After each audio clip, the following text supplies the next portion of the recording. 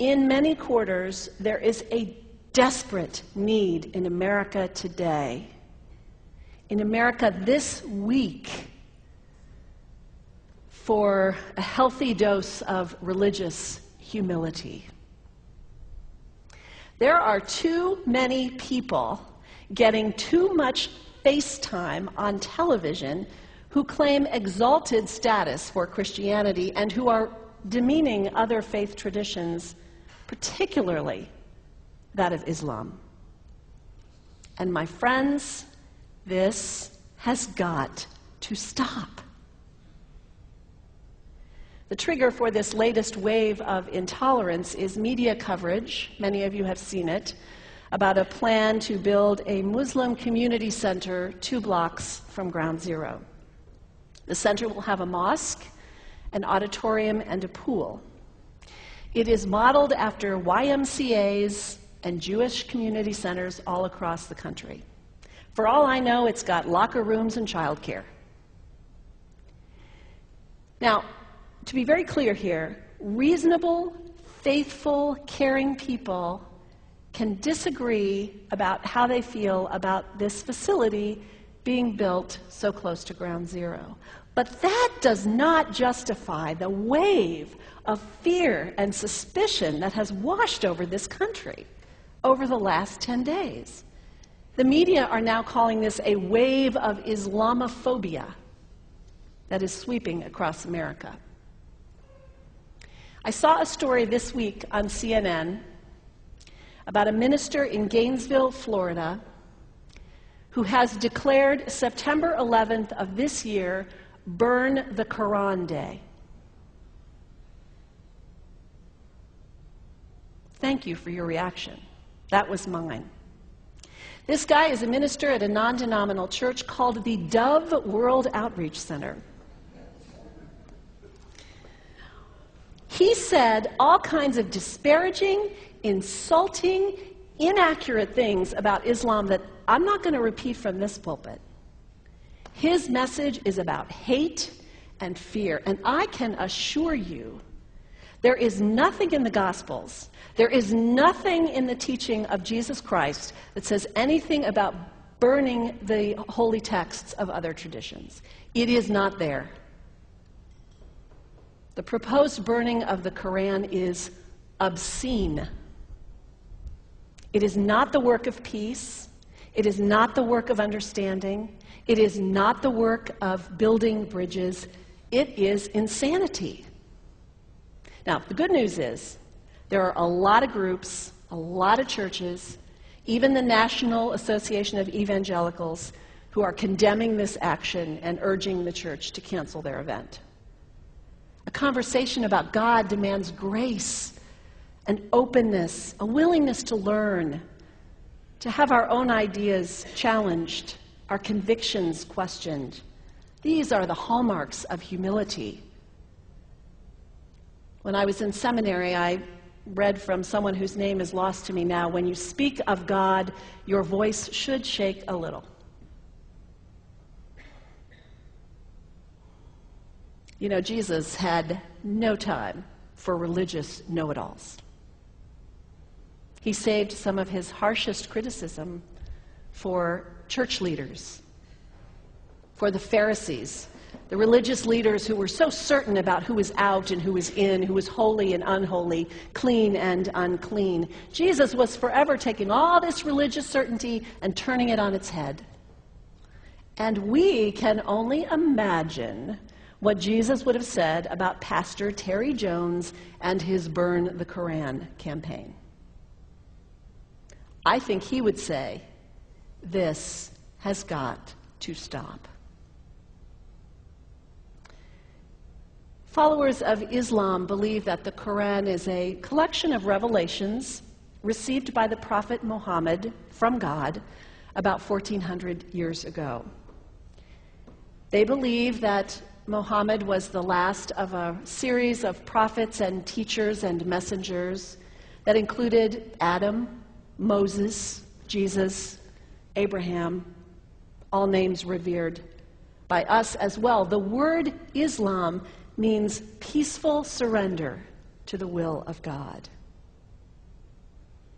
The Quran was written at a time when the Muslim people were being driven from their homes, persecuted, and killed. The Old Testament was written at a time when Jewish people were being driven from their homes, persecuted, and killed.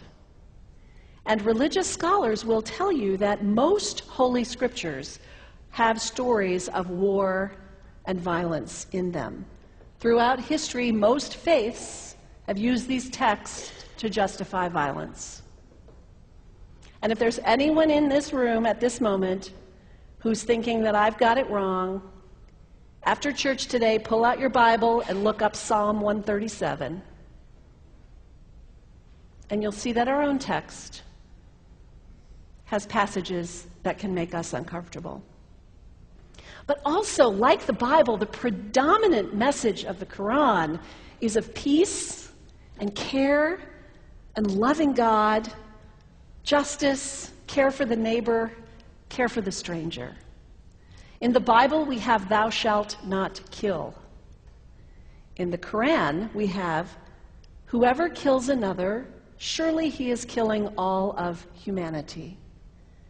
And whoever saves the life of another, surely he saves the lives of all humanity. These are words of peace, words of faith, words that could save the world if we would take them to heart.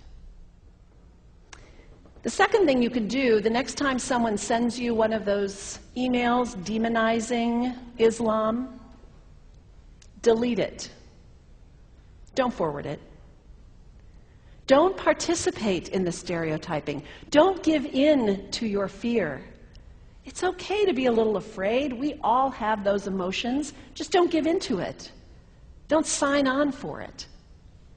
Don't focus on this tiny group of extremists who commit acts of violence. Focus on the hundreds of millions of Muslim people in the world who are people of faith, whose priorities and concerns and families are not so different from your own.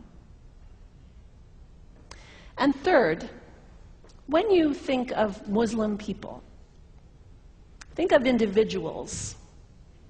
Think of the professor at Ohio State. Think of the engineer at Honda.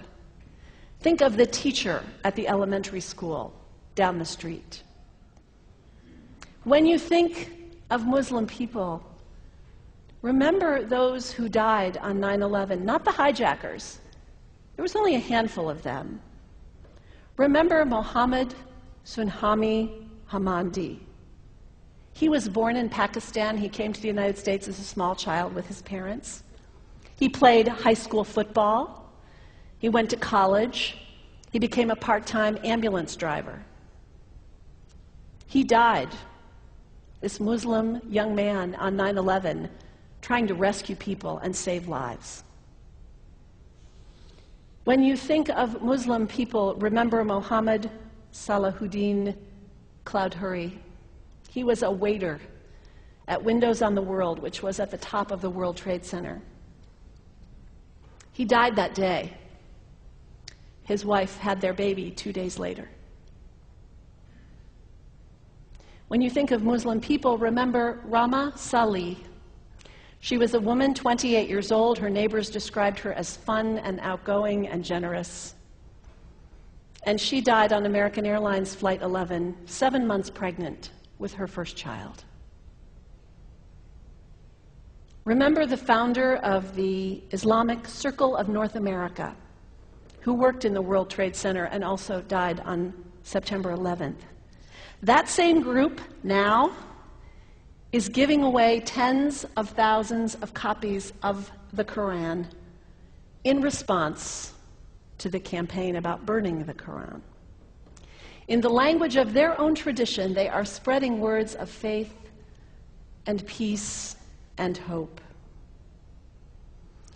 One of the ladies at the 8:30 service this morning said to me after, maybe we should declare September 11th, buy a Quran and read some of it. It is for us to share our message of love and hope and peace, but let us do it with grace and respect, and above all, humility. God grant us, as individuals, as a nation, as Christians, the humility for this work.